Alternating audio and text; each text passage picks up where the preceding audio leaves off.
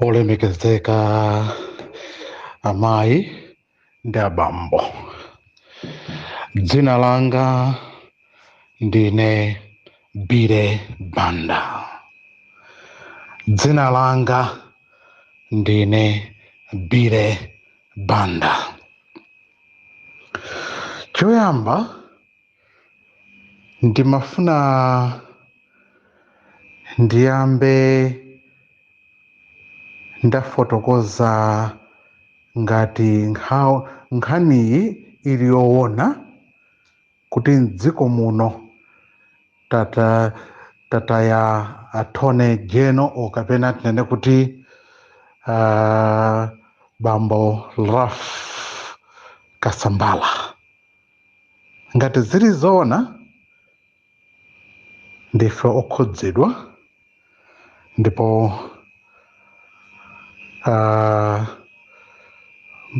ndizoona kuti anthu ambiri, very productive citizens in the Republic of Malawi, and needlessly passing on akutisiya pazifukwa zosiyanasiyana. He has been a very practicing person, a very professional-minded person. He was once convicted. That is if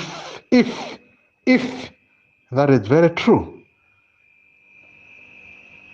Koma we haven't yet ascertained.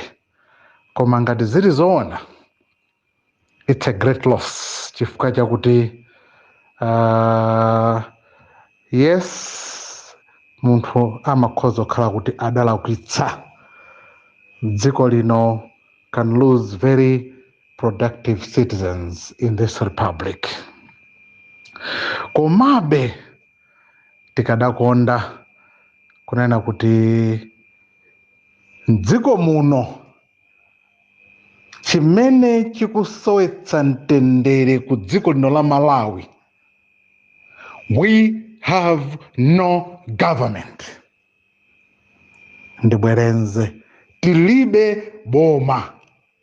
We have no government. Ndipo the appointing authority imene takhati kuyembekezera kuti anamaliza term yawo, ulamuliro datha. By today, kufika tsiku la lero, Malawi ikuyenera kukhala ndi interim administration. Tizindikire amayi ndi abambo. We need an interim government. Boma ili ndi lolanda. Boma ili ndi lolanda amayi ndi abambo in no uncertain term. Anzathu aku immigration. I share the grief with my brothers and sisters in the immigration department, because that is another important institution. Immigration department, dziko lino la Malawi.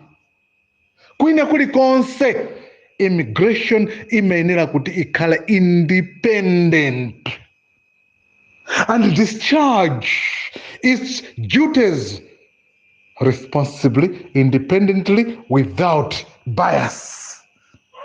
Chifukwa cha ichi ndifanira kunena kuti ngati nzika za dziko lino la Malawi, as a citizen of the republic, we need to be independent in discharging our duties. We are not supposed to be negotiating with anybody at all.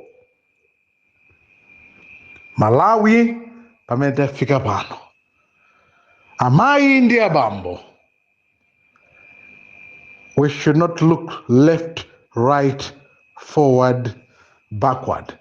But neither we should be standing still. but we should be making progress. We should be moving forward. We need an interim government so that the country, we need to convict Lazarus Chakwera analanda boma. Chifukwa kuti analanda boma zomwe akupanga, you never know, he might have done something seriously wrong against innocent souls or innocent individuals. Tosefe, we have been arrested. A lot of things are happening within and around ourselves. Because of that, ife ngati nzika za dziko, amayi ndi abambo from Nsanje to Chitipa ndi mabwerenza from Nsanje kukafika ku Chitipa, Karonga to Nchinji, Nkhotakota, Chizumulu Island, mupite ku Mangochi, ndi mupite ku Salima, you go ku Mwanza, you go to Neno, Machinga, mupite Liwonde, mukafike ku Zomba, mupite ku Palombe, mupite ku Mulanje, ku Tolo, you go kwina kulikonse, koma so long here in Blantyre we are all Malawians, and we need to dutifully defensively our country so that we are able to be making progress as a country, to be making decisions that are worthy. My decisions are kuti wina aliyense akunyadira kuti chomwe tikupangachi, we need to make progress. We need tisakale stand still. We need tisabwerere mbuyo. We need to be making progress as citizens. There are a number of people that have been making very important statements, koma chomwe ndikadakonda amayi ndi abambo tiye tigwirane manja, titenge dziko lipite chitsogolo. Amayi ndi abambo, dziko linolo achilima, Saulo Claus Chilima ndi amene adapangitsa ma mistake onsewa wouldn't have been where we are. Wina aliyense can agree with me.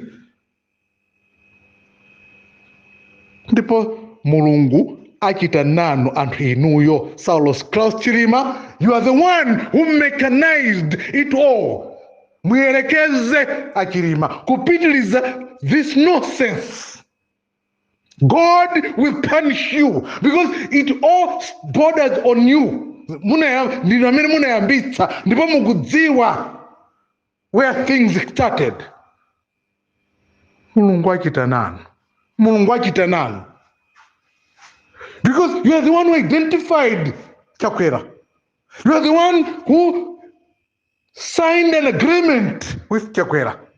You are the one who is in line or collectively working in collaboration.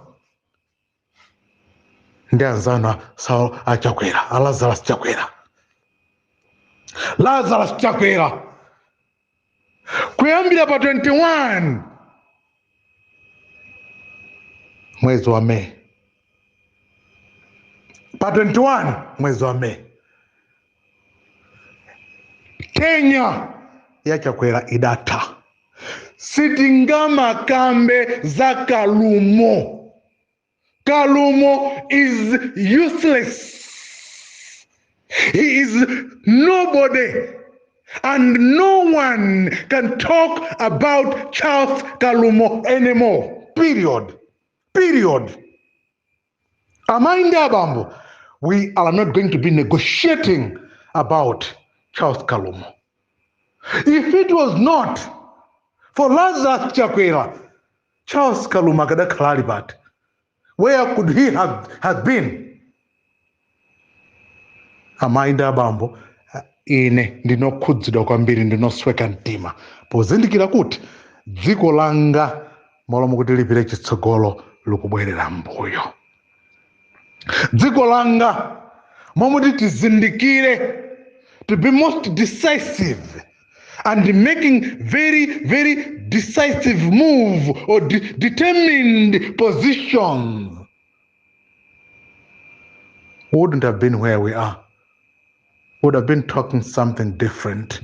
If you look at Professor Arthur Peter Mutharika, an independent, progressive-minded person, very progressive, independent-minded person. He doesn't tolerate nonsense. He is legally constructive. Very, very legally constructive. Professor Arthur Peter Mutharika. When he's making a decision, he's always very determined and decisive because he knows what he is looking for. He knows what the ultimate goal. Ndantu ota angakale ngati APM, Professor Arthur Peter Mutharika. Ndipo ndimanena mobwerenza repeatedly, amataka panga chiganizo, amadziwa chomwe yakuyang'ana, ndipo amadziwa chomwe a common man wakumudzi, wakujamphira, wakusanje kuchididi kwa chapananga, kuneno kwathu. Ndimupite, he went and settled Kumangosh because he knew what he was looking for and he knew what he wanted for the people of this country. The late Bingu wa Mutharika Professor, mzimu wake utse muntendele. Your Excellency, the late Professor Bingu wa Mutharika, ndima takuti ndikakhala ndima kumbukira the words that you have always been talking to me. Munthu akakuza ni chinthu olakanena kuti yes or no, amakuipanga communicate earliest in the morning okapena amakuuza in the middle of the night, ndikukuuza chomwe iwe unayenera kuchita.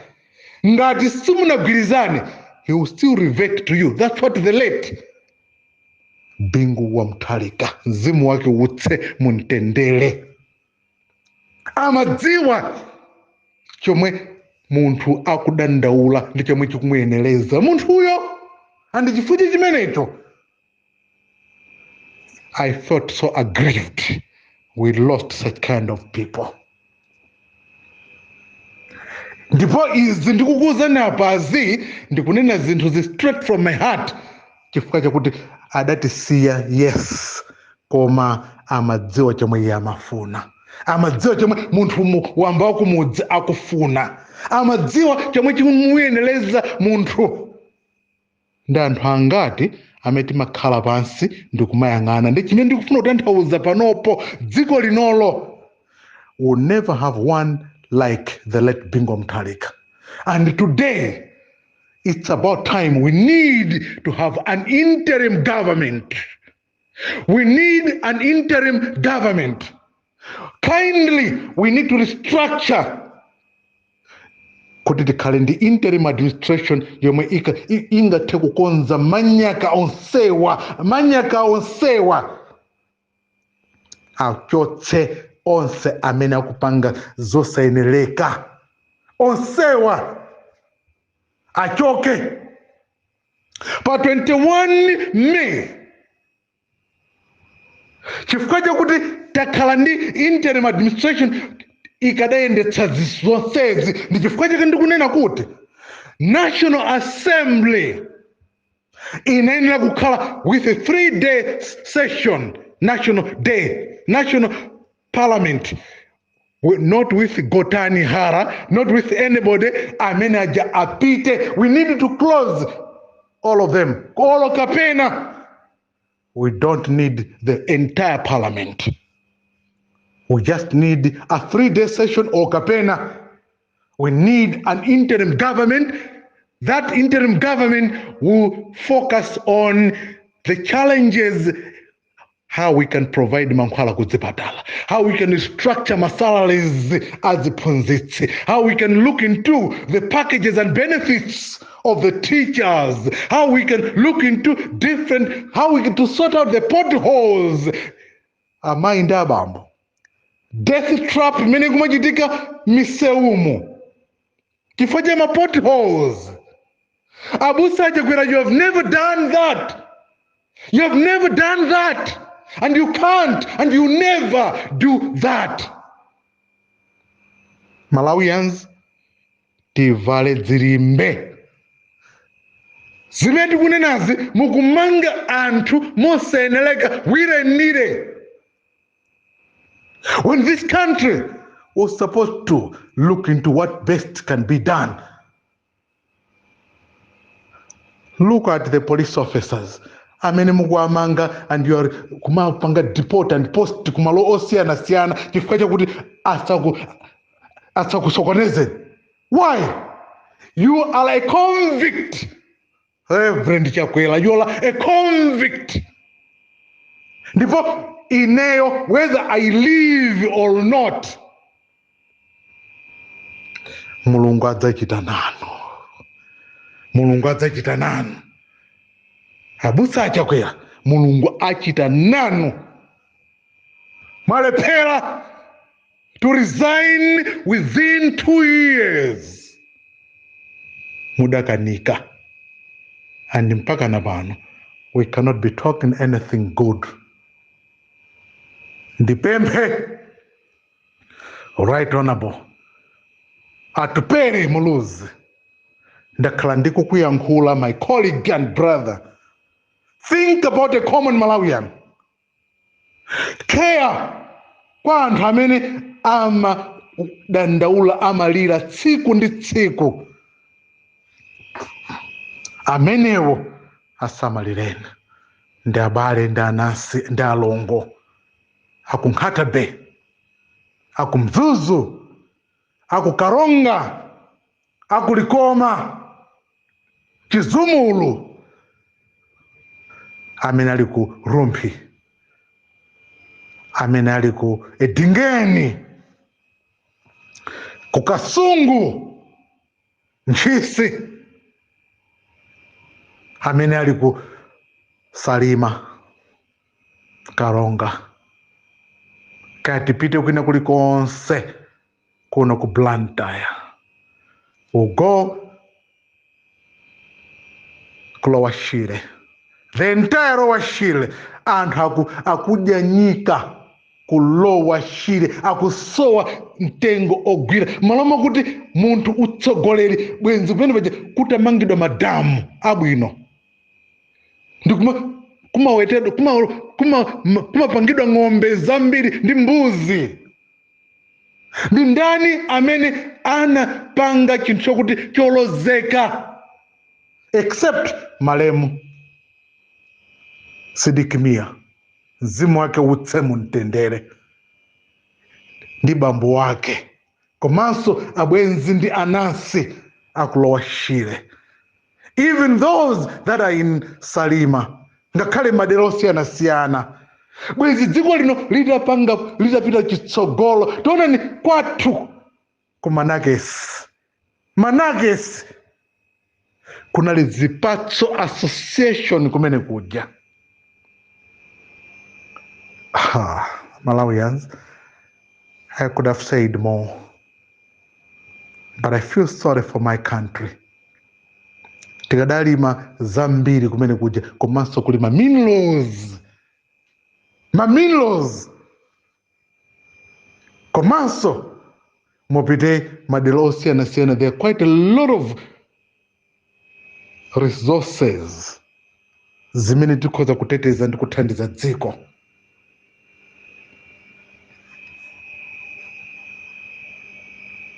Mulungu adalitse dziko la Malawi. Mulungu atichitire chifundo. Mulungu atigwire dzanja. Mulungu aonetsetse kuti nkhawa zathu azimve, pakuti ife ndife ana olira. Ndi pemphero ndi pembedzero m'dzina la Atate, m'dzina la Mwana, komanso m'dzina la Mzimu Woyera. Khala nafeni Mulungu, mupempha mogwada, tichitireni chifundo. Amen.